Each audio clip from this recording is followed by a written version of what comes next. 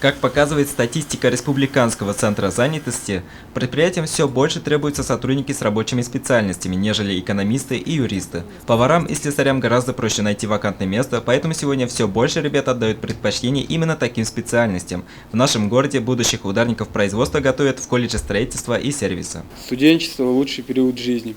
Всем студентам хотелось бы пожелать хорошей учебы, быстрых экзаменов и больше свободного времени. Я очень рада тем, что поступила именно в этот колледж, так как я смогла показать себя с лучшей стороны.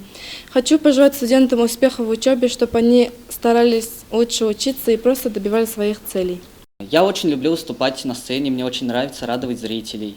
Ведь кто, если не мы, будем поддерживать дух колледжа? И хотелось бы пожелать всем студентам, будущим выпускникам школ позитивного настроя и творческих успехов. У студентов колледжа строительства и сервиса имеется немало наград, как творческих, так и спортивных. Талантливые и инициативные ребята часто собираются вместе, чтобы обсудить планы на будущее. Так и в преддверии Дня российского студента они собрались за круглым столом, чтобы вместе решить, каким будет его празднование. В итоге запланировано сразу несколько мероприятий. Студенты уверены, что 25 января общими усилиями они смогут провести оригинальные и незабываемые торжество.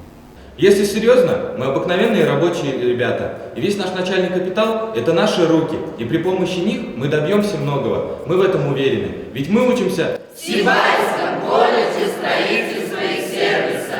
И хотим поздравить с праздником, с Днем студента! Данил Алибаев, Олег Кадыров, Любовь Карпова, телекомпания.